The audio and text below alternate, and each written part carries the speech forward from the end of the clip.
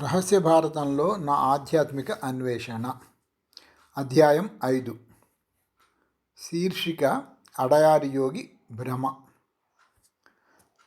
దక్కన్ పీఠభూమిలో దక్షిణ దిశగా నా ప్రయాణం సాగిపోతోంది. రోజులు వారాలు గడిచిపోతున్నాయి.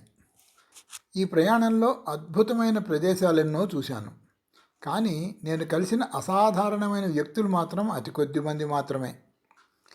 కొన్నాళ్ళు స్థిరంగా ఒకచోట ఉండాలనే ఉద్దేశంతో మద్రాసు వెళ్ళే రైలు ఎక్కాను. రాత్రి ప్రయాణంలో చాలాసేపు నిద్ర పట్టలేదు. పశ్చిమ భారతదేశంలో నా ప్రయాణానుభవాలు నెమరేసుకున్నాను. ఇంతవరకు నా అన్వేషణలో ఒక్క నిజమైన యోగిని కూడా కలుసుకోలేదన్నది యథార్థం. ఇక ఋషుల సంగతి చెప్పనే అక్కర్లేదు. అయితే నిద్రాణ స్థితిలో ఉన్న భారతదేశంలో అర్థం లేని మూఢనమ్మకాలు, వింత ఆచారాలు లెక్కలేనని చూశాను. వీటి గురించి బొంబాయిలో నా పరిచితుడు ఒకరు చేసిన సూచనలు, చెప్పిన జాగ్రత్తలు నాకు బాగా ఉపయోగపడ్డాయి. కానీ నాకు నేను నిర్దేశించుకున్న యోగుల అన్వేషణ అనే పని మాత్రం కష్టసాధ్యంగానే ఉంది.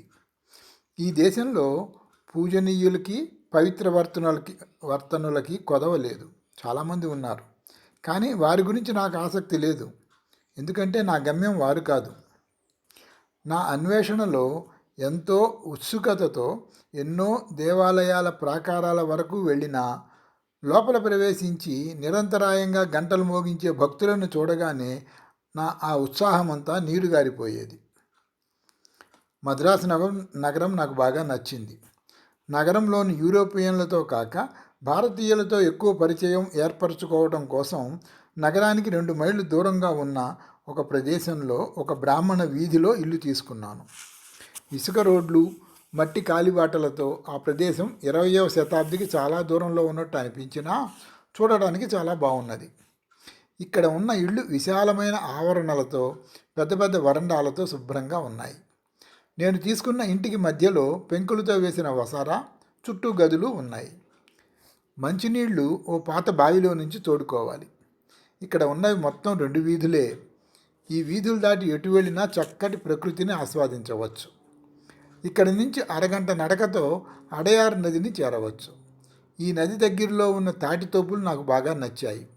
రోజు ఈ నది ఒడ్డునే నడుస్తూనో, తాటితోపుల్లో తిరుగుతూనో కాలం గడుపుతున్నాను. ఈ అడయార్ నది మద్రాసు నగరానికి దక్షిణంగా ప్రవహిస్తూ పోయి సముద్రంలో కలుస్తుంది. ఒక రోజున నది ఒడ్డునే నాకు పరిచయమైన ఒక బ్రాహ్మణ మిత్రుడితో కలిసి నడిచి వెళుతున్నాను. నా మిత్రుడు ఒకచోట అకస్మాత్తుగా ఆగి నా చేయి పట్టుకుని, మన ఎదురుగా వస్తున్న ఆ యువకుడిని చూశారా? ఆయన ఒక యోగి, మీ ఆసక్తికి తగిన వ్యక్తి. కానీ ఏం చేస్తాం, ఆయన ఎవరితోనూ మాట్లాడాడు అన్నాడు. ఎందుకని మాట్లాడాడు అని ప్రశ్నించాను. ఆయన ఎక్కడుంటాడో నాకు తెలుసు, కానీ ఆయన మాట్లాడటం ఈ ప్రాంతాల్లో ఎవ్వరూ చూడలేదు అన్నాడు అతను. ఇంతలో మాకు దగ్గరగా వచ్చిన ఆ యువకుడిని పరిశీలనగా చూశాను. సుమారు 35 ఏళ్ల వయసున్న ఆ యువకుడు ఎత్తుగా, నల్లగా, దృఢకాయంతో ఉన్నాడు. చప్పిడి ముక్కు, పెద్ద పెదిమలు, అతని ముఖంలో నీగ్రో జాతీయుల లక్షణాలు ప్రస్ఫుటంగా కనిపిస్తున్నాయి. జుట్టుని జడలుగా అల్లి తల మీదకి వచ్చేటట్లు కట్టుకుని ఓ శాలువా ఒంటి చుట్టూ చుట్టుకుని ఉన్నాడు. మా గురించి అసలు ఏమీ పట్టించుకోకుండా నిదానంగా నడిచి వెళ్తున్న ఆయన చూపులు నేలలోకి దిగబట్టినట్లు ఉన్నాయి. మొహం చూస్తే మనస్సులో ఏదో తీవ్రంగా ఆలోచిస్తున్నట్లు, లేదా నడుస్తూనే ధ్యానం చేస్తున్నట్లు అనిపిస్తోంది. ఆ వ్యక్తి గురించి నా ఆసక్తి మరింత పెరిగింది. ఇంతలోనే ఆయన మమ్మల్ని దాటి వెళ్ళిపోయాడు. వెనకకి వెళ్ళి ఆయనతో మాట్లాడదాం పద అన్నాను నా మిత్రుడితో.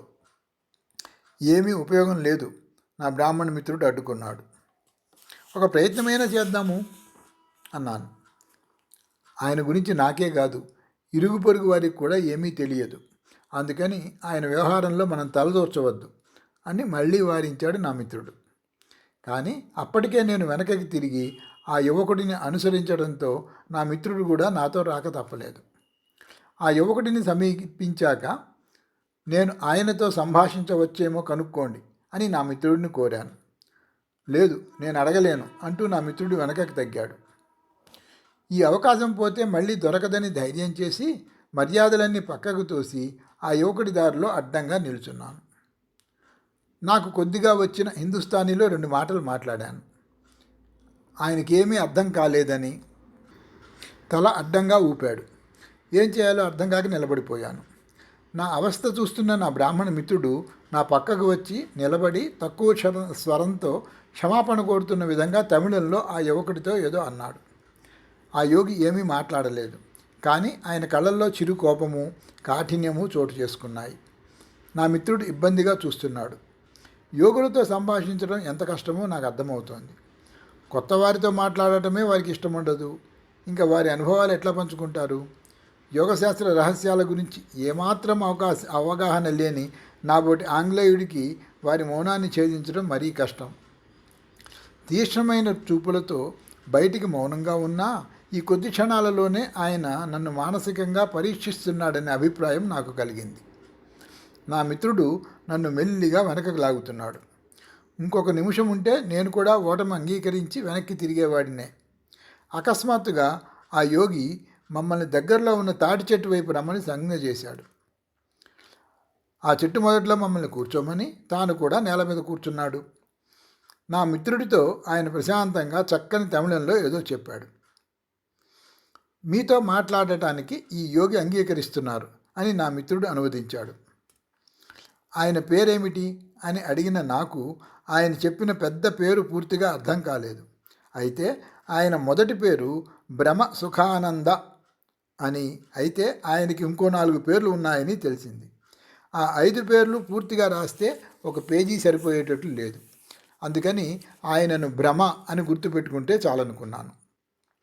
నాకు యోగశాస్త్రంలో ఆసక్తి ఉన్నదని, అందుకని యోగం గురించి తెలుసుకోవాలనుకుంటున్నానని చెప్పు అన్నాను నా మిత్రుడితో.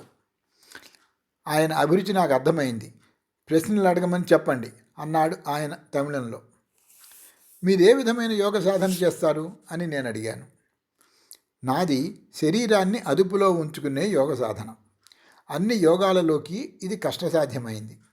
ముందు శరీరాన్ని, శ్వాసని లొంగ తీసుకుంటే అప్పుడు మనస్సుని లొంగ తీసుకోవడం తేలికవుతుంది.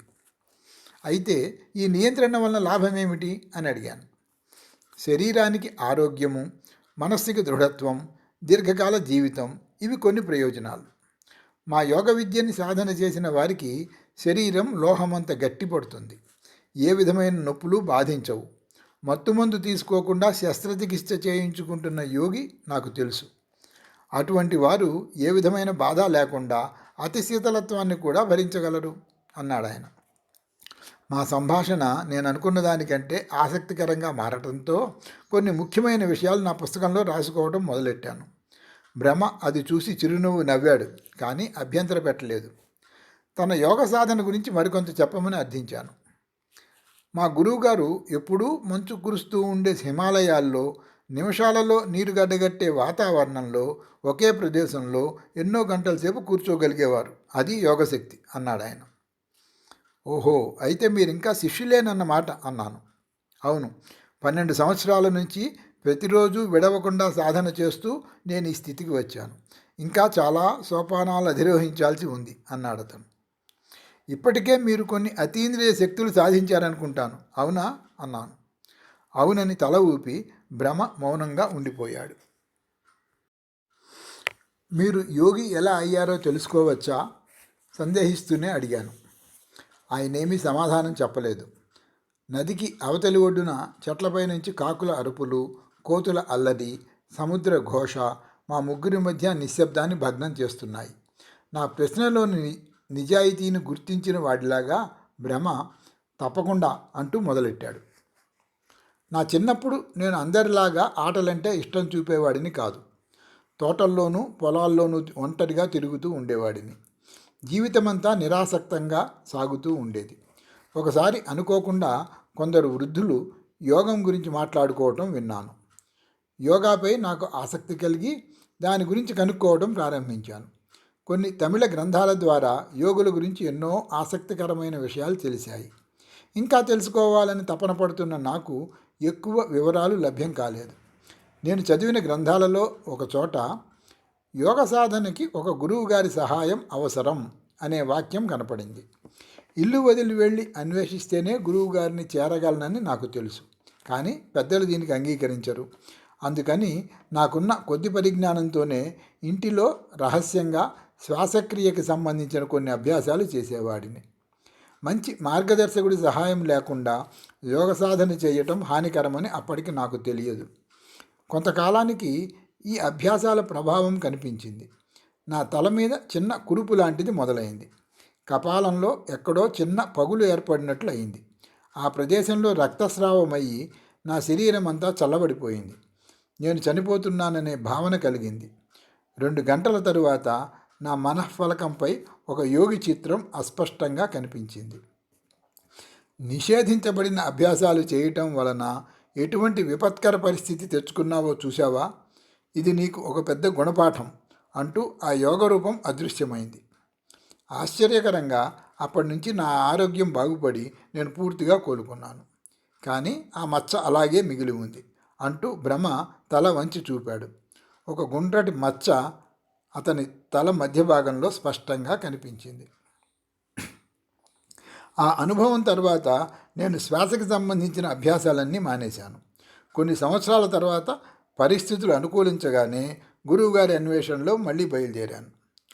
కొన్ని నెలలు గడిపిన తర్వాతే ఎవరినైనా గురువుగా స్వీకరించాలని నా అభిప్రాయం. ఒక్కొక్కరి వద్ద కొన్నాళ్ళు ఉండటము, నిరాశతో వెనక్కి రావటము ఇలా చాలాసార్లు జరిగింది. కొందరు మఠాధిపతులు, కొందరు ఆశ్రమాధిపతులు, వారంతా గ్రంథాలలోని వేదాంతం గురించి బోధించేవారే కానీ తమ అనుభవ సారాన్ని పంచేవారు కాదు. నాకు కావలసింది పుస్తకాలలోని జ్ఞానం కాదు, యోగాన్ని సాధించి అనుభవించిన వారి నిర్దేశం. ఈ విధంగా దాదాపు 10 మంది బోధకుల దగ్గరికి వెళ్ళి తిరిగి వచ్చాను. అయినా నా పట్టు వదలలేదు. చివరికి నా సంసార బంధాలు శాశ్వతంగా తెంచుకుని గురువుగారి కోసం ఆ మరణం అన్వేషణ సాగించాలని నిశ్చయించుకుని 11వసారి ఇంటి నుంచి బయలుదేరాను. అలా చాలా రోజులు తిరిగి తంజావూరు జిల్లాలో ఒక గ్రామం చేరాను. పొద్దున్నే నదిలో స్నానం చేసి ఒడ్డునే వెళుతుంటే ఒక చిన్న దేవాలయం లోపల దృశ్యం నన్ను ఆకట్టుకుంది. కేవలం కౌపీనం ధరించి దాదాపు దిగంబరంగా ఉన్న ఒక వ్యక్తి చుట్టూ చాలామంది చేరి భక్తిభావంతో వింటున్నారు. ఆయన ముఖంలో ఒక విధమైన తేజస్సు, ఆకర్షణ, మార్మికత గమనించాను. మొదటి చూపులోనే ఆయన ఒక నిజమైన యోగి అయి ఉంటాడని నాకు బలంగా అనిపించింది. ఆయన ద్వారం వద్ద ఉన్న నా వైపు చూశారు. అసంకల్పితంగా నేను లోపలికి నడిచాను. నన్ను కూర్చోమని సంజ్ఞ చేసి, 6 నెలల కిందటే నిన్ను శిష్యుడిగా స్వీకరించమని నాకు అనుజ్ఞ వచ్చింది, నువ్వే ఆలస్యం చేశావు అన్నారు. నా 11వ యాత్రలో ఇల్లు వదిలింది సరిగ్గా 6 నెలల కిందటే అని గుర్తుకు వచ్చి ఆశ్చర్యపోయాను. ఆ తర్వాత నేను ఆయనను అనుసరించాను. కొన్నాళ్ళు నగరాలలోనూ, కొన్నాళ్ళు జనసంచారం లేని అడవులలోనూ ఆయనతోనే ప్రయాణించాను. ఆయనను గురువుగా స్వీకరించి ఆయన సహకారంతో యోగ సాధనలోనూ ప్రావీణ్యం పెంచుకుని తృప్తి పొందాను. యోగశాస్త్రంలో అనేక పద్ధతులున్నాయి. చాలా అనుభవం ఉన్న మా గురువుగారు అనుసరించే శారీరక నియంత్రణ యోగం ఒక్కటే మనస్సు బదులు శరీర నియంత్రణతో ప్రారంభిస్తుంది. శ్వాస నియంత్రణ కూడా దీనిలో భాగమే. ఇది ఎంత కష్టమైనదంటే ఒకసారి నేను యోగశక్తిని సాధించడానికి 40 రోజులు ఉపవాసం ఉండవలసి వచ్చింది. ఒకరోజు మా గురువుగారు నన్ను పిలిచి, సంసారాన్ని పూర్తిగా వదలటానికి నువ్వు ఇంకా సిద్ధం కాలేదు, అందుకని మీ వాళ్ళ దగ్గరికి వెళ్ళి మామూలు జీవితం గడుపు. పెళ్లి చేసుకుని ఒక బిడ్డ పుట్టాక నీ 36వ ఏట నీకు కొన్ని సూచనలు అందుతాయి. అప్పుడు అన్నీ త్యజించి మళ్ళీ రావచ్చు. అప్పుడు యోగులందరి లక్ష్యమైన ఆత్మానందం కోసం అరణ్యాలలో ఏకాంత సాధన చేయవచ్చు. నేను అప్పటి వరకు నీ కోసం ఎదురు చూస్తూ ఉంటాను అన్నారు. ఆయన చెప్పిన విధంగానే మా ఊరికి తిరిగి వెళ్ళాను. కాలక్రమంలో నాకు వివాహమైంది. ఒక బిడ్డ కూడా కలిగాడు. కొద్ది కాలంలోనే నా భార్య మరణించింది. నా తల్లిదండ్రులు అంతకుముందే గతించారు. అందుకని మా ఊరు వదిలిపెట్టాను. అప్పటి నుంచి ఇక్కడే ఉంటున్నాను. మా ఊళ్ళో నన్ను చిన్నప్పటి నుంచి ఎరిగి ఉన్న ఒక వృద్ధురాలు ఇక్కడ ఉంటుంది. ఆ వృద్ధురాలే నా ఏకాంతం భంగం కాకుండా నాకే ఇబ్బంది లేకుండా చూసుకుంటుంది. ఇంతవరకు చెప్పి భ్రమ ఆగాడు. ఆయన చెప్పిందంతా సూటిగా నా మనసులో నాటుకుపోయింది. అందుకని ఏ ప్రశ్నలు అడగలేదు. కొద్దిసేపు పూర్తిగా మౌనం. తరువాత భ్రమ లేచి నడవడం ప్రారంభించాడు. ఆయన వెనకనే నేను, నా మిత్రుడు అనుసరించాము. ఓ గంటసేపు నది ఒడ్డునే తిరిగి మెల్లిగా ఊరి వైపు సాగాం. దగ్గరలో బెస్తవాళ్ల అలికిడి. ఇక్కడ బెస్తవాళ్ళు పడవలో వెళ్ళి కానీ ఒడ్డున కూర్చుని కానీ చేపలు పట్టకుండా నడుము లోతు వరకు నీళ్లలో నిలబడి బుట్టలతోనూ చిన్న చిన్న వలలతోనూ చేపలు పట్టడం నన్ను ఆశ్చర్యపరిచింది. నది ఒడ్డు మీద నుంచి మెల్లిగా రోడ్డు మీదకి వచ్చాం. మా నుంచి సెలవు తీసుకోవడానికి భ్రమ ఆగాడు. ఆయనను మళ్ళీ కలుసుకోవడానికి అనుమతించమని కోరాను. ఆయన అంగీకరించాడు. ఆయనను కూడా మా ఇంటికి ఆహ్వానించాను. ఆ సాయంత్రమే వస్తానని ఆయన చెప్పగానే నా మిత్రుడు నమ్మలేకపోయాడు. ఆ సాయంత్రం చీకటి పడే వేళ బ్రహ్మ కోసం ఎదురు చూస్తూ మా ఇంట్లో కూర్చున్నాను. నా ఆలోచనలన్నీ ఈ వింత వ్యక్తి బ్రహ్మ చెప్పిన వివరాల చుట్టూనే తిరుగుతున్నాయి. నా సేవకుడు ఆయన రాక గురించి చెప్పగానే నేను వరండాలో నుంచి దిగి వచ్చి 2 చేతులు ఎత్తి నమస్కరిస్తూ ఆహ్వానించాను. నీలోని ఆత్మ నాలోని ఆత్మ ఒక్కటే అనే భావానికి ప్రతీకగా 2 చేతులు దగ్గర చేర్చి చేసే ఈ నమస్కారం 2 చేతులు కలుపుతూ పాశ్చాత్యులు చేసే షేక్ హ్యాండ్కి భిన్నంగా ఉంటుంది. పాశ్చాత్యుడినైన నేను ఈ విధంగా హిందూ పద్ధతిలో నమస్కరించటం తరచుగా ఇక్కడి వారికి ఆశ్చర్యకారణమవుతుంటుంది. వారి ఆచారాలు కట్టుబాట్ల గురించి నా సౌభ్రాతృత్వాన్ని ప్రకటించి వారికి స్నేహితుడిగా దగ్గర కావటమే నా ఆంతర్యం.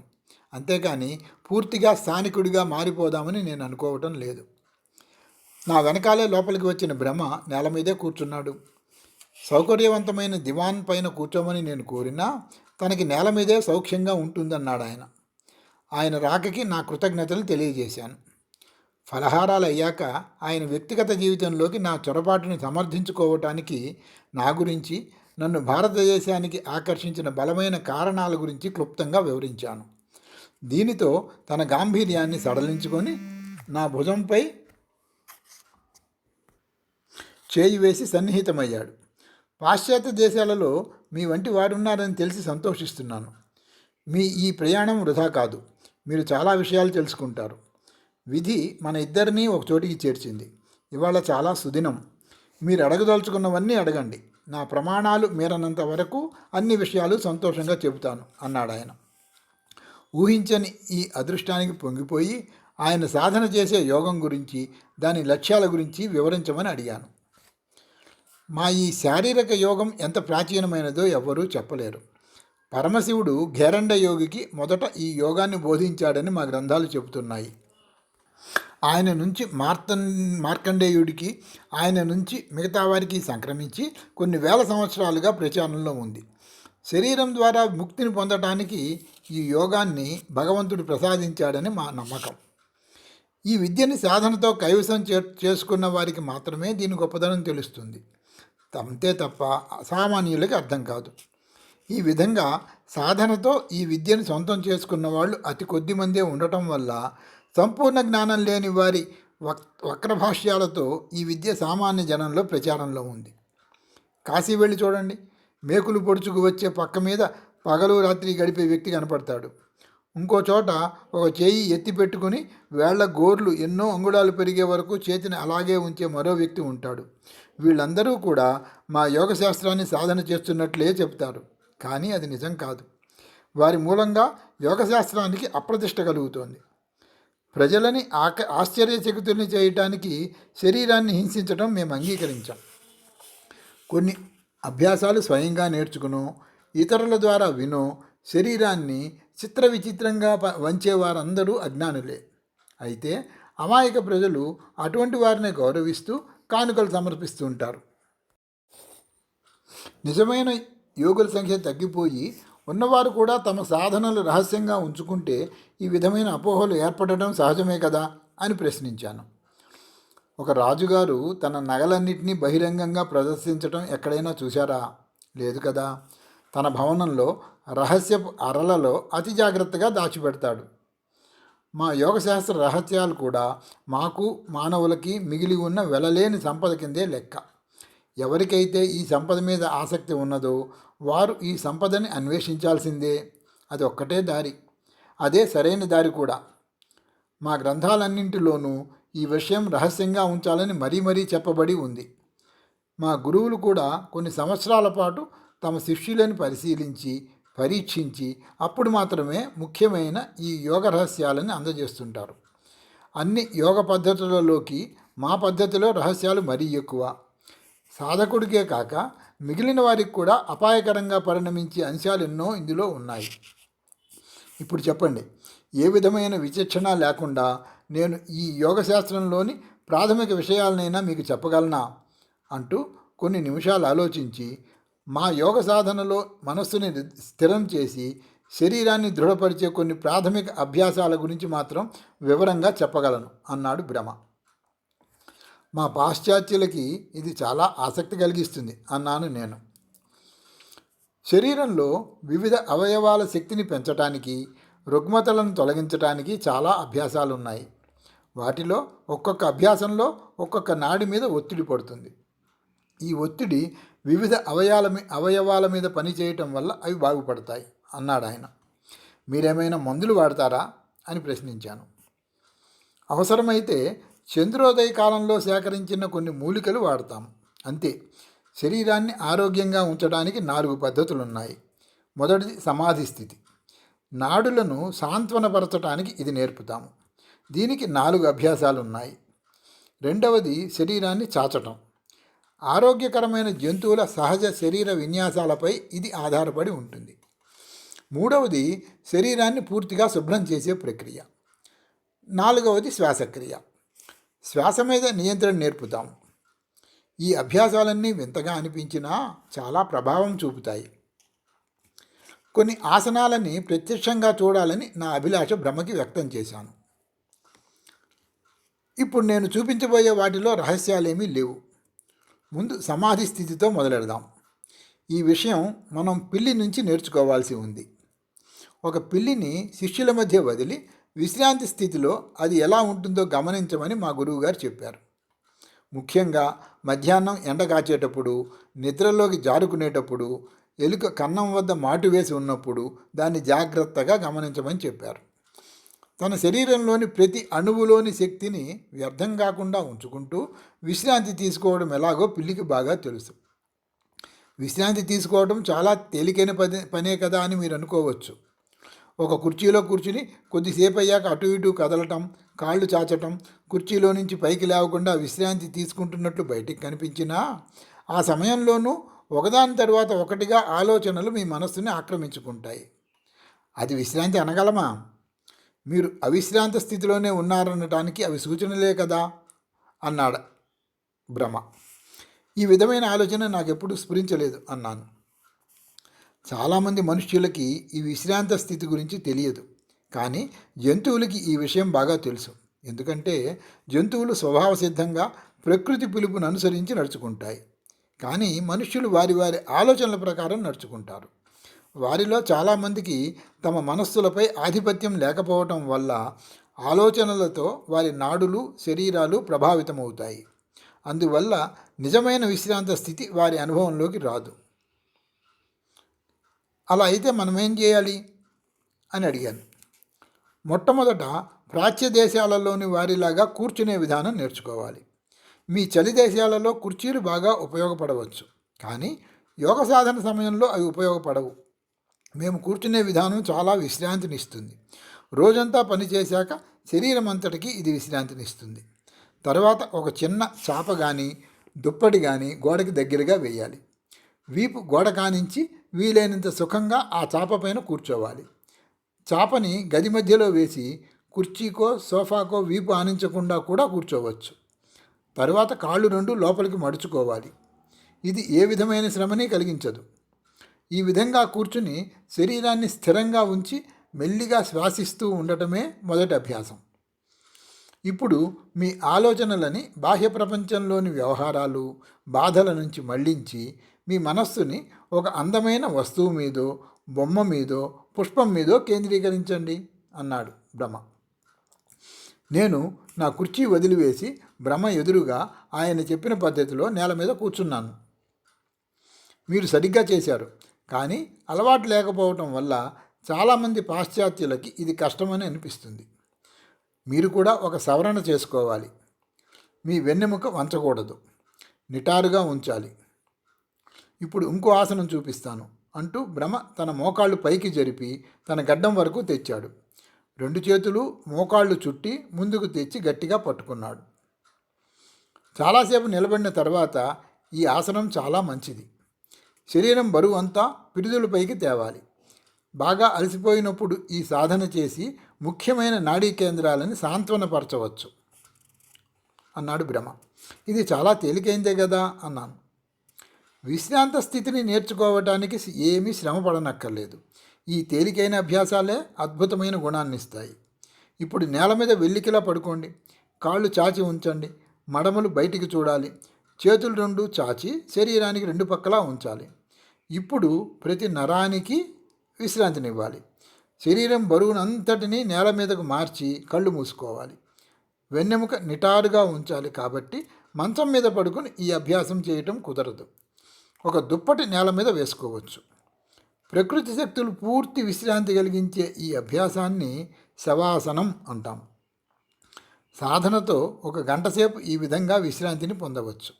దీనితో కండరాలపై ఒత్తిడి తగ్గి సాంత్వన కలుగుతుంది.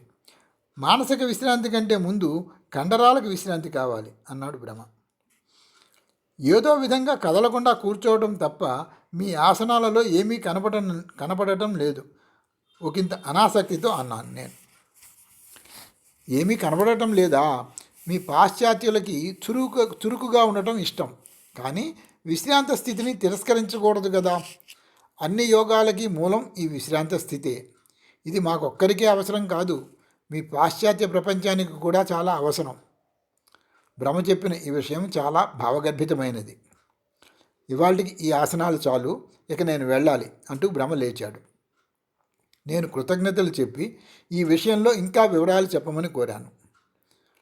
రేపు ఉదయం నది ఒడ్డున నన్ను కలవవచ్చు అంటూ తన శాలువా కప్పుకొని బ్రహ్మ నిష్క్రమించాడు.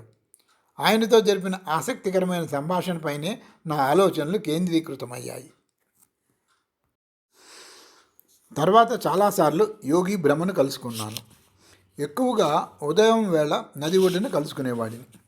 ఒక్కొక్కప్పుడు ఆహ్వానిస్తే వచ్చి సాయంత్రం పూట అంతా మా ఇంట్లో గడిపి వెళ్ళేవాడు. అటువంటి సాయంత్రాలు నాకెంతో తృప్తి కలిగించేవి. ఎందుకంటే ఎండమండిపోయే పగటిపూట కంటే చల్లని రాత్రి వేళల్లో బ్రహ్మ తన యోగ విజ్ఞానాన్ని మరింత తీరికగా వివరించేవాడు. హిందువులందరూ ఎక్కువగా గోధుమ వర్ణంలో ఉంటారు కదా, ఈ బ్రహ్మ ఎందుకని నీగ్రోలలాగా నల్లగా ఉన్నాడని నాకు ఎప్పుడూ సందేహం కలిగేది. దానికి ఒకరోజు ఆయనే సమాధానం చెప్పాడు. తాను భారతదేశంలో అనాదిగా ఉన్న ద్రావిడ జాతికి చెందినవాడట. కొన్ని వేల సంవత్సరాల క్రితం ఆర్యులు వాయువ్య దిశలోనున్న పర్వత శ్రేణులలో నుంచి భారతదేశంలో ప్రవేశించి మైదాన ప్రాంతంలో ఉన్న ఈ ద్రావిడులని దక్షిణ భారతదేశంలోకి తరిమేశారు. విజేతలైన ఆర్యుల మతాన్ని స్వీకరించడం తప్ప మిగిలిన అన్ని వ్యవహారాలలోనూ ద్రావిడులు తమ ప్రత్యేకమైన గుర్తింపుని ఇప్పటికీ నిలబెట్టుకున్నారు. ఉష్ణదేశ వాతావరణానికి వారి శరీర వర్ణం నల్లగా మార్పు చెందింది. ఈ కారణంగానే కొందరు సామాజిక శాస్త్రవేత్తలు వీరి మూలాలు ఆఫ్రికా ఖండంలో ఉన్నాయనే అభిప్రాయానికి వచ్చారు. జుట్టును పొడుగ్గా పెంచుకుని వెనకకి లాగి కట్టుకునే వీరు తమ ప్రాచీన భాషలలోనే వ్యవహారాలు సాగిస్తారు. తమిళం అటువంటి ద్రావిడ భాషలలో ముఖ్యమైనది. విజేతలైన ఆర్యులు యోగశాస్త్ర పరిజ్ఞానాన్ని కూడా ద్రావిడుల నుంచే గ్రహించారు. అయితే ఈ విషయాన్ని నేను కొందరు హిందూ పండితుల దగ్గర ప్రస్తావిస్తే వాళ్ళు ఈ వాదాన్ని కొట్టిపారేశారు. బ్రహ్మ ప్రదర్శించిన 20కి పైగా ఆసనాలలో కొన్ని పాశ్చాత్యులకి హాస్యాస్పదంగాను కొన్ని అసాధ్యాలుగాను కనిపించవచ్చు. యోగశాస్త్రంలోని శారీరక అభ్యాసాల గురించి ఒక ఉద్గ్రంథం రాయటం నా అభిమతం కాదు. అందుకని బ్రహ్మ చూపిన 2-3 ముఖ్యమైన ఆసనాలను గురించి మాత్రమే వివరిస్తాను. శరీర భారమంతా మోకాళ్ళ మీదో కాలి వేళ్ల మీదో ఉంచి శరీరాన్ని నిలకడగా ఉంచడం వాటిల్లో ఒకటి. చేతులని వీపు వెనక నుంచి పట్టుకొని వాటిని వదలకుండా అలాగే ముందుకు తీసుకురావటం మరొకటి. 2 కాళ్ళని భుజాల మీదుగా మెడ మీద వేసుకొని నడుముని ఊహించశక్యంగాని భంగిమల్లో తిప్పటం మరొకటి. బ్రహ్మ ఈ యోగాసనాల్ని వేస్తున్నప్పుడు చూసిన నాకు అవి ఎంత కష్టమైనవో అర్థమైంది. మీ యోగశాస్త్రంలో ఇటువంటి ఆసనాలు ఎన్ని ఉన్నాయి అని అడిగాను. మా శారీరక యోగశాస్త్రంలో 84 ఆసనాలు ఉన్నాయి. నాకు మాత్రం 64 ఆసనాలే తెలుసు. ఇలా అంటూనే నేను కుర్చీలో కూర్చున్నంత సుఖంగా బ్రహ్మ ఒక యోగాసనంలో కూర్చున్నాడు. అది కష్టమైనదేమీ కాదు, కానీ చూడటానికి సౌకర్యంగా కనిపించడం లేదు. తన ఎడమ కాలిని కడుపులోకి మడిచిపెట్టి రెండో కాలు మీద శరీరం బరువంతా ఆనించి కుడి మడమ శరీరం కిందకి వచ్చేటట్లు చేసి కూర్చున్నాడు. ఈ ఆసనం వల్ల ఉపయోగం ఏమిటి అని అడిగాను. ఈ ఆసనంలో కూర్చుని శ్వాసకు సంబంధించిన అభ్యాసాలు చేస్తే యౌవనవంతుడు అవ్వవచ్చు. శ్వాసకు సంబంధించిన ఈ అభ్యాసాలు ఏమిటి అని అడిగాను. అవి రహస్యం, మీకు చెప్పకూడదు అన్నాడు. అయితే ఈ ఆసనాలన్నిటి పరమార్థం ఏమిటి? కొన్ని స్థిరమైన ఆసనాలలో కూర్చుని నిర్ణీత సమయం గడపడం మీ కళ్ళకి పెద్ద విషయంగా కనిపించకపోవచ్చు. కానీ ఆసనాల మీద ఆ ఏకాగ్రత, శ్రద్ధ, మనోబలము తీవ్రంగా పనిచేసి సాధకుడిలో నిద్రాణమై ఉన్న శక్తులకి ఉద్దీపన కలిగిస్తాయి. ఆ శక్తులన్నీ ప్రకృతిలోని రహస్యాలు అన్నాడు బ్రహ్మ. శ్వాసక్రియకు కూడా అంతులేని శక్తి ఉంది. అందుకని ఆసనాలతో పాటు శ్వాస సంబంధమైన అభ్యాసాలు కూడా సాధన చేస్తే తప్ప ఆ నిద్రాణమై ఉన్న శక్తుల ఉద్దీపన పూర్తి కాదు. ఈ విధమైన ఉద్దీపన సాధించడం మా అంతిమ లక్ష్యం. అయితే చాలా ఆసనాలు ఆరోగ్యాన్ని సంరక్షించుకోవటానికి, రుగ్మతల నుండి విముక్తికి ఉపకరిస్తాయి. కొన్ని ఆసనాలైతే శరీరం నుండి వ్యర్థాలని తొలగించడానికి ఉపకరిస్తాయి. ఇవి గొప్ప ప్రయోజనాలు కావా? ఇంతేకాదు, కొన్ని ఆసనాల వల్ల మనస్సుని అదుపులో ఉంచుకోవచ్చు. మనస్సుకి శరీరంపై ఎంత నియంత్రణ ఉంటుందో అంతే నియంత్రణ శరీరానికి మనస్సుపై కూడా ఉంటుంది. యోగ సాధన తీవ్రమైనప్పుడు గంటల కొద్దీ సమయం ధ్యానంలో గడపాల్సి ఉంటుంది. అప్పుడు ఈ ఆసనాల సహాయం వల్ల మనస్సుని నిశ్చలంగా ఉంచవచ్చు. ఇవన్నీ కాక యోగ సాధన వల్ల మనోబలంలో అద్భుతమైన అభివృద్ధి కలుగుతుంది. ఇప్పటికైనా మా పద్ధతులలో ఉన్న సద్గుణాలు బోధపడ్డాయా అన్నాడు బ్రహ్మ. మరి శరీరాన్ని ఇన్ని రకాలుగా వంచటం, తిప్పటం ఇవన్నీ ఎందుకు అని ప్రశ్నించాను. ఎందుకంటే ఎన్నో నాడీ కేంద్రాలు మన శరీరం అంతా విస్తరించి ఉన్నాయి. ఒక్కొక్క ఆసనము ఒక్కొక్క నాడీ కేంద్రం మీద ప్రభావం చూపుతుంది. ఈ నాడుల ద్వారా మన శరీరంలోని వివిధ అవయవాలని, మన మనస్సుని కూడా నియంత్రించవచ్చు. మామూలుగా చేరలేని ఈ నాడీ కేంద్రాలని ఆసనాలలోని కదలికల ద్వారా చేరుకోవచ్చు. అలాగా అన్నాను. ఈ శారీరక యోగంలోని మూల సూత్రాలు మెల్లిగా నాకు అవగతమవుతున్నాయి. యూరోపియన్, అమెరికన్ సిద్ధాంతాలలోని మూల సూత్రాలతో ఈ భారతీయ సిద్ధాంతాల తులనాత్మక పరిశీలన ఆసక్తికరంగా ఉంటుందనుకుని పాశ్చాత్య సిద్ధాంతాల గురించి బ్రహ్మకి వివరించాను. మీ పాశ్చాత్య సిద్ధాంతాలు నాకు తెలియవు, కానీ మద్రాసులోని సైనికుల క్యాంపు వద్ద మీ పాశ్చాత్య సైనికులు కవాతు చేయటం నేను చూశాను. ఆ కవాతు ముఖ్య ఉద్దేశ్యం కండరాల్ని బలిష్టపరచటమేనని నాకు అర్థమైంది. శారీరకంగా చురుకుగా ఉండటానికి మీరు ప్రాధాన్యం ఇస్తున్నారు. ముఖ్యమైన అవయవాలను పలుమార్లు కదిలించడం ద్వారా కండరాల్ని బలిష్టపరిచే ఈ కవాతులు శీతల దేశాలలో ఉండే మీకు అవసరమే అని నేను అంగీకరిస్తాను. అయితే ఈ రెండు పద్ధతుల్లోనూ ముఖ్యమైన భేదాలు ఏమిటి అని అడిగాను. మా యోగాసనాలు మౌలికంగా భంగిమలు. ఆ భంగిమను సాధించాక చేయవలసిన కసరత్తు ఏమీ ఉండదు. ఎక్కువ శక్తిని సాధించి చురుకుగా ఉండే బదులు మేము సహన శక్తికి ఎక్కువ ప్రాధాన్యం ఇస్తాం. కండరాల కొలతలను పెంచడం ఉపయోగకరమే అయినా ఆ కండరాల వెనుక ఉన్న శక్తి ఇంకా ముఖ్యమైనది అని మా ఉద్దేశం. శరీరాన్ని తలకిందులు చేసి నిలబెట్టే ఆసనం వల్ల మెదడుకి రక్త ప్రసరణ బాగా జరిగి నరాలు సాంత్వన చెంది చాలా రుగ్మతలు తొలగిపోతాయని నేను చెప్పాననుకోండి. మీ పాశ్చాత్యులు ఆ ఆసనం కొద్ది క్షణాల సేపు వేసి ఆపి దాన్ని మళ్ళీ కొద్ది క్షణాల చొప్పున చాలాసార్లు వేస్తారు. దీనివల్ల మీరు ఉపయోగించిన కండరాలు బలపడతాయే తప్ప ఒక యోగి తనదైన పద్ధతిలో ఈ ఆసనం వేయటం వల్ల పొందే లాభాలు మాత్రం మీకు కలగవు. ఓహో, ఆ పద్ధతి ఏమిటి అని అడిగాను. ఒక యోగి ఈ ఆసనమంతా నిదానంగా వేస్తాడు. ఆ భంగిమలో కొన్ని నిమిషాల సేపు ఉంటాడు. మేము సర్వాంగాసనం అని పిలిచే ఈ ఆసనం చూపిస్తాను ఉండండి అంటూ బ్రహ్మ నేల మీద వెల్లికలా పడుకున్నాడు. చేతులు శరీరానికి ఇరుపక్కలా ఉన్నాయి. తన రెండు కాళ్ళని నిలువుగానే ఉంచి కొద్దిగా పైకి లేపాడు. మోచేతులు నేల కానించి తన చేతులు వీపుకి ఆధారంగా ఉంచుకొని కాళ్ళని శరీరాన్ని తలకిందులుగా పూర్తిగా నిటారుగా నిలబెట్టాడు. గడ్డం గుండెగా ఆనుతోంది. మడచిన చేతులు శరీరం మొత్తానికి ఊతమిస్తున్నాయి. శరీరం బరువంతా భుజాలు, వెన్నెముక, మెడ, తల మీద పడుతున్నది. ఈ ఆసనంలో 5 నిమిషాలుండి మళ్ళీ శరీరాన్ని మామూలు స్థితికి తెచ్చాడు బ్రహ్మ. మనిషి మామూలుగా నిలబడినప్పుడు రక్తాన్ని హృదయం బలంగా మెదడులోకి నెడుతూ ఉంటుంది. ఈ భంగిమలో రక్తం మెదడుకి తనంతట తానే చాలా ఎక్కువగా సరఫరా అవుతుంది. మెదడు నరాలపై చూపే ప్రభావం విషయంలో మాత్రం ఈ రెండు పద్ధతులలోనూ చాలా భేదం ఉంది.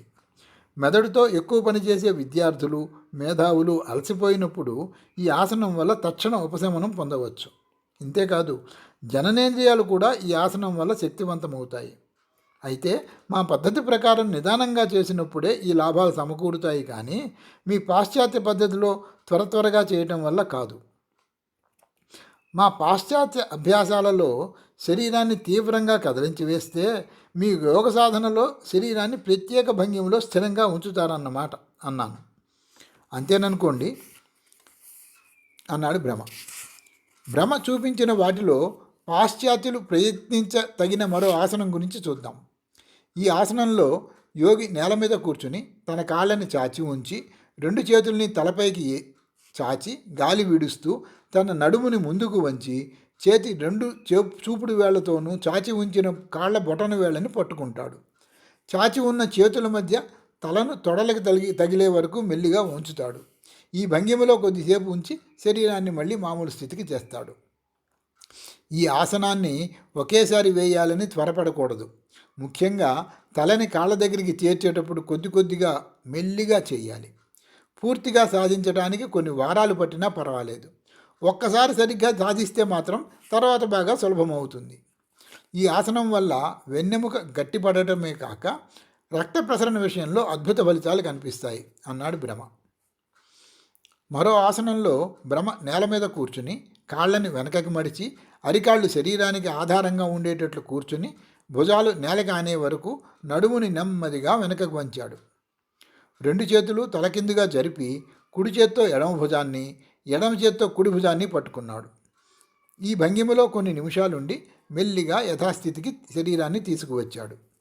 ఈ ఆసనం వల్ల మెడ, భుజాలు, కాళ్లలో ఉండే నాడీ కేంద్రాలన్నీ ప్రభావితమవుతాయని, గుండెకు ఇది చాలా మంచి చేస్తుందని చెప్పాడు. సాధారణ ఆంగ్లేయుడు ఎప్పుడూ సాధారణ భారతీయుడిని బలహీనుడిగా, అలసిపోయిన వాడిగానే భావిస్తాడు. ఈ నేపథ్యంలో ప్రాచీన కాలం నుంచి భారతదేశంలో ఇంత ఆలోచనాత్మకమైన శరీర పోషణ శాస్త్రం వర్ధిల్లుతూ ఉండటం ఎవరినైనా ఆశ్చర్యచకితుల్ని చేస్తుంది. ఈ రోజున మన పాశ్చాత్య వైద్య సిద్ధాంతాల ప్రభావము, ప్రయోగము కూడా సాటిలేనివని చెప్పక తప్పదు. వాటిని ఎవరూ సవాలు చేసే పరిస్థితి కూడా లేదు. అలాగని శరీర పోషణ, ఆరోగ్య సంరక్షణ, వ్యాధి నివారణ విధానాలలో మనవే సర్వోత్తమమైన పద్ధతులని నిర్ద్వంద్వంగా కూడా చెప్పలేం. శాస్త్రీయ పరిశోధన ద్వారా ప్రామాణిక సిద్ధాంతాలను ప్రతిపాదించే మన పాశ్చాత్యులు దుమ్ము కొట్టుకుపోయి ఉన్న సంప్రదాయ యోగ విజ్ఞానంలోని కొన్ని అంశాలను స్వీకరించగలిగితే మానవ ప్రకృతికి, ఆరోగ్యవంతమైన శరీర విధానానికి సంబంధించిన సంపూర్ణ జ్ఞానం మనకి సమకూరుతుంది. నాకు తెలిసినంత వరకు 1 డజను యోగాసనాలు మాత్రమే మనం సాధన చేయగలం. మిగిలిన 70 పైగా ఉన్న ఆసనాలన్నీ ఎంతో ఉత్సాహం కలిగి ఉండి శరీర అవయవాలన్నీ సులభంగా వంగే స్థితిలో ఉన్న చిన్న వయసు వారికి, యువకులకి మాత్రమే సాధ్యపడతాయి. తనే ఇలా చెప్పాడు. నేను 12 సంవత్సరాలు ప్రతిరోజు కఠిన సాధన చేయటం వల్లే 64 ఆసనాలు సాధ్యమైనాయి. అదీకాక చాలా చిన్న వయసులోనే నేను సాధన ప్రారంభించాను. పెద్దవారు వీటిని సాధన చేయాలంటే చాలా బాధకి గురి అవుతారు. ఎముకలు, మాంసము, కండరాలు పెద్దవారిలో స్థిరపడిపోయి ఉంటాయి. వాటిని లొంగదీసుకోవడం చాలా కష్టము, బాధాకరము కూడా. అయినా వదలకుండా సాధన చేస్తే పెద్దవారు కూడా ఈ ఆసనాలను నేర్చుకోవచ్చు అన్నాడు. ఆయన చెప్పినట్లు పెద్దవారు ఈ ఆసనాలు నేర్చుకోవడం అసాధ్యం కాదు, కానీ అవయవాల్ని వినూత్న భంగిమల్లోకి వంచే ఈ ప్రక్రియ ఎంతో మెల్లిగా కొన్ని సంవత్సరాల పాటు సాగించవలసి ఉంటుంది. ఎలాగైతే మన దగ్గర క్రీడా విన్యాస నిపుణులు చిన్న వయసు నుంచి శిక్షణ ప్రారంభిస్తారో, అలాగే ఈ శారీరక యోగ సాధన చేయదలుచుకున్న వారు కూడా చిన్న వయసులోనే, అంటే 25 సంవత్సరాల లోపే శిక్షణ ప్రారంభించాల్సి ఉంటుంది. ఏ యూరోపియన్ అయినా 1-2 ఎముకలన్నా విరగ్గొట్టుకోకుండా ఈ యోగ సాధనలోని వివిధ భంగిమలు సాధించగలడని నేను మాత్రం అనుకోను. ఇదే విషయం భ్రమతో ప్రస్తావిస్తే ఆయన పూర్తిగా అంగీకరించలేదు. నిరంతర సాధన వల్ల చాలామంది ఏ వయస్సులో ప్రారంభించినా ఈ ఆసనాలను నేర్చుకోవచ్చు. మీరు చెప్పినట్లు యూరోపియన్లకు ఇది మరి కాస్త కష్టం కావచ్చు. మా ప్రాచ్య దేశాలలో చిన్నప్పటి నుంచి కాళ్ళు ముడుచుకొని నేల మీద కూర్చోవడం అందరికీ అలవాటు. రెండు కాళ్ళు మడిచి మడమలను ఒకదానిపై ఒకటి చేర్చి కూర్చునే భంగిమ మా ఆసనాలన్నిటిలోకి ప్రాథమికమైనది, అతి ముఖ్యమైనది కూడా. ఒక యూరోపియన్ అలా కాళ్ళు ముడుచుకొని 2 గంటల సేపు కూర్చోగలడా? ఇలా అంటూ భ్రమ చిత్రాలలో బుద్ధుడు కూర్చునే భంగిమ అంటే పద్మాసనంలో తాను కూర్చుని చూపించాడు. ఈ ముఖ్యమైన అద్భుతమైన ఆసనం నేను కూడా ప్రయత్నించి చూశాను. కానీ మడమలలో భరించలేని బాధ కలిగింది. ప్రశాంత వదనంతో ఈ భంగిమలో కూర్చుని ఉన్న బుద్ధుని ప్రతిమను చూసినప్పుడు నాకెంతో ఆనందం కలిగేది. కానీ నాకు ఇష్టమైన ఈ ఆసనంలో కూర్చోవటం మాత్రం నా వల్ల కావటం లేదు. భ్రమ చిరునవ్వుతో చూస్తూ నన్ను ఉత్సాహపరుస్తున్నాడు. కానీ ప్రస్తుతానికి నా ప్రయత్నం విరమిస్తున్నానని చెప్పాను. మీ కీళ్ళన్నీ బాగా గట్టిపడి ఉన్నాయి. ఈసారి ప్రయత్నం చేసే ముందు మోకాళ్ళకి మడమలకి కాస్త తైలం మర్దించండి. రోజు కాసేపు సాధన చేస్తే మీ ఇబ్బంది తొలగిపోతుంది అన్నాడు భ్రమ. నేను అసలు ఎప్పటికైనా ఇది నేర్చుకోగలనా అన్నాను. చాలా కాలం పట్టవచ్చు, కానీ అసంభవం మాత్రం కాదు. ప్రయత్నం వదలకుండా ఉంటే ఏదో ఒకరోజు అది అకస్మాత్తుగా సాధ్యమై మీకు ఆశ్చర్యం కలిగిస్తుంది అన్నాడు భ్రమ. కానీ ఇది చాలా బాధాకరంగా ఉన్నది. నేర్చుకోవటానికి చాలా కాలం పట్టినా సాధన చేస్తుంటే నొప్పి త్వరగానే తొలగిపోతుంది అన్నాడు భ్రమ. ఇది సాధన చేయడం అంత అవసరమంటారా? మళ్ళీ అడిగాను నేను. తప్పకుండా. ఈ పద్మాసనం ఎంత ముఖ్యమైనదంటే మిగిలిన ఆసనాలు వదిలేసినా ఈ పద్మాసనం మాత్రం ప్రతి సాధకుడికి తప్పకుండా నేర్పిస్తాం. యోగ సాధనలో ఉన్నత స్థితికి చేరిన యోగులందరూ ఈ ఆసనంలో ఉండే తమ ధ్యానాన్ని కొనసాగిస్తారు. దీనికి ఒక ముఖ్య కారణం ఏమిటంటే తీవ్ర ధ్యానంలో నుంచి సమాధి స్థితిలోకి మళ్ళినా కూడా కాళ్ళు పెనవేసుకొని శరీరం చలించకుండా స్థిరంగా ఉండటానికి ఈ ఆసనం ఉపకరిస్తుంది. మనోనిగ్రహానికి కూడా ఇది తోడ్పడుతుంది. శ్వాసక్రియకు సంబంధించిన అభ్యాసాలు చేసేటప్పుడు కూడా ఈ పద్మాసనంలోనే కూర్చుంటాము. ఎందుకంటే పద్మాసనము ప్రాణాయామము ఈ రెండింటి సంయోగము శరీరంలో నిద్రాణమై ఉన్న శక్తిని ప్రేరేపిస్తాయి. ఈ అదృశ్య శక్తి ప్రేరేపణ చెందినప్పుడు శరీరంలోని రక్త ప్రసారం ఉద్ధృతమై నాడీ కేంద్రాలన్నీ ఉత్తేజితమవుతాయి అన్నాడు భ్రమ. ఆసనాలను గురించిన మా చర్చ ఇంతటితో ముగిసింది. ఈ క్రమంలో నాకు ఆసనాలను గురించి వివరించడానికి, యోగ విద్యలో తనకున్న ప్రావీణ్యాన్ని చూపించడానికి భ్రమ ఎన్నో క్లిష్టమైన భంగిమలు ప్రదర్శించాడు. అయితే ఎంత ఉపయోగమున్నా ఈ కష్టతరమైన ఆసనాలన్నీ నేర్చుకునే అభిరుచి, తీరిక, ఓపిక పాశ్చాత్యులకు ఉంటాయా అనేది సందేహమే.